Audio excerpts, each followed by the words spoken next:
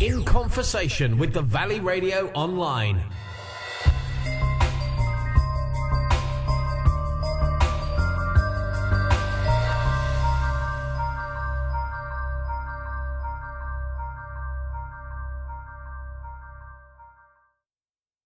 You say it's your goal in life to inspire more prosperity teachers to spread abundance, and to this end you offer workshops, you do regular Well, I'm workshops. now doing prosperity teacher training because I can only reach so many people. I've got free blog, I've got free stuff on the website, I've got a Facebook fan page. I do what I can for free, but I have to earn a living.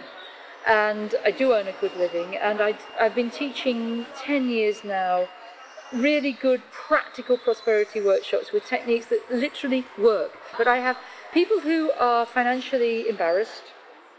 I have people who are doing okay but want a relationship and want to stay prosperous because they've noticed that when they've been in a relationship the money's gone down. I have people who want to set up in business, and I have people with health issues.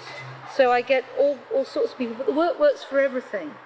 But this kind of happiness set point we have, it's like the happiness goes down, up, something else goes down. And one woman summed it up for me.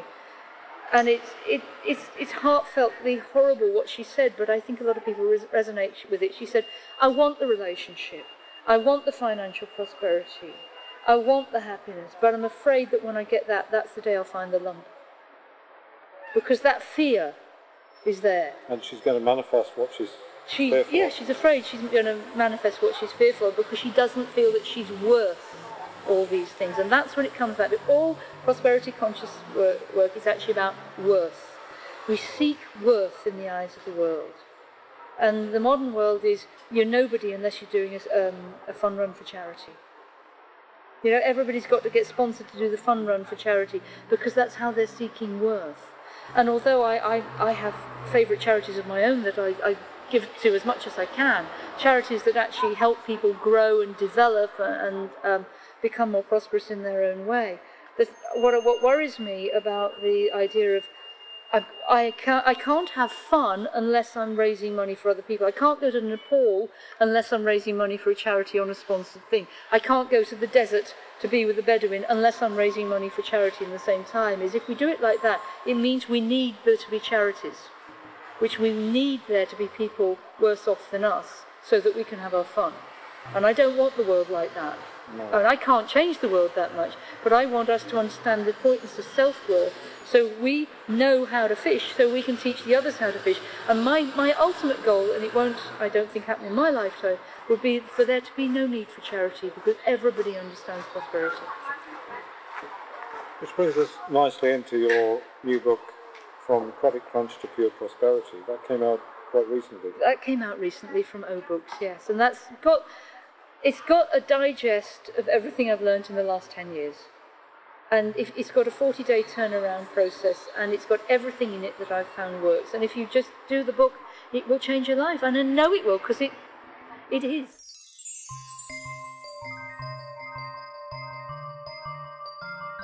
Explain to people what vision boards are. Well, they're called vision boards, treasure maps, prosperity wheels, dream boards. And what they are is literally a picture of you and pictures of all the things you want in your life around you. They're like collages. And they're terrific fun to do. And they're amazingly effective because we are very visual people. We pick up on visual signs much more than we do on audio. And if you make one of these and you put up what you want, this wonderful reticular activating system at the back of the brain sees it again and again and again and again and again, and it starts thinking this is in her life or this is in his life. And what I learned from your site, you put a picture of yourself right at the centre of the wheel. Yes. And then you put the spokes out, you draw the lines out, and then you have pictures. Well, I'm pretty dim, you see. I need me to know that I am connected to these pictures. Yeah. If you haven't got lines connecting you to the pictures, or the pictures actually touching you, they'll go, there's a nice picture of Maggie, and there's some nice pictures. You know, the brain is very, very simplistic in that way, but if you have a line that says, I have a lovely, wonderful relationship with a man who is unencumbered, and that kind of thing, then it'll go, oh, okay, because one of the wheels I did, I put a picture of my boss at the time. I was working in an internet company, and he was a lovely guy. I really, really liked him. He'd been married for 25 years, and I truly believed he was faithful. And I'd just gone through a marriage which ended in some disarray, and I thought, this is the kind of man I want. So I put a picture up and I said, I want a lovely man like this to be my life partner. And immediately I started attracting married men. So I want a lovely single man like this. And underneath I wrote with a vasectomy as well, and stuck the picture down again. But all this is explained on your website beautifully. Yes. As we've just said, www. pureprosperity.com. Right, and so you can actually see a vision board and how it looks, and you split it into sections. Absolutely. I like to split it into sections, but you've got to play with it. Do what's right for you. I mean, you've done one, haven't you? Yes, So yeah. how was yours? This is Nikki. Hello. Yes, now I've done vision boards. I have fun, like you say, you've got to play with it. You've got to not take it too seriously. And I time things. It doesn't matter how long it takes to get them, but I like to know how long it's going to take them. It's like the flip camera we're filming with at the moment. I put that on my vision board, and 6 months later it came in. And it's about knowing that it's on its way. Yes. To you. It is. And she gave a very good description. It's like going into a restaurant and ordering food and know it's going to be brought onto the table. Well, one of the things that is talked about a lot nowadays is cosmic ordering, which is what Noel Edmonds did to get himself back into TV. And vision boards are kind of cosmic ordering, because the cosmic ordering is very simple.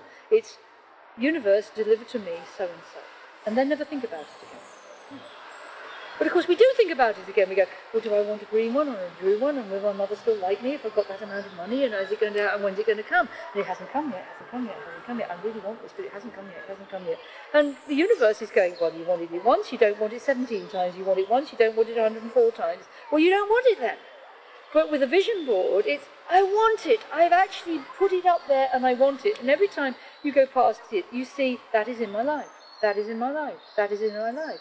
So you don't sort of doubt it half as much as if you've gone, I'd love to win the lottery, yes, but if I win the lottery I'm going to have to do this, and is that going to be enough money, and it isn't going to be enough money.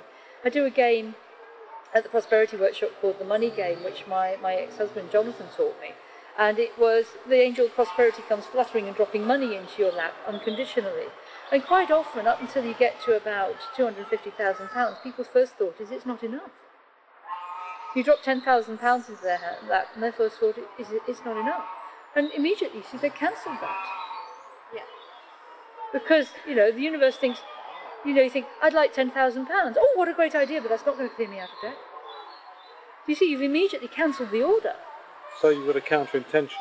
Yes. Yeah. Intention is what the law of attraction is all about, the attention and the emotion around it.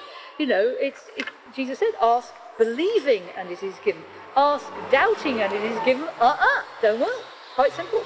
So that's why some things on the vision board, I'm being too anxious to make them happen. Yes, yes. Well, One of the best relax. things to do is to roll up the board after 6 months, put it in the cupboard, Yeah. and make another one and forget all about it. And when I lived in Montana, USA for a year, and there was a guy who did one of my prosperity workshops who phoned me up in Montana. He found me in Montana, again, before the internet. You know, I hadn't got that much of a presence at that time.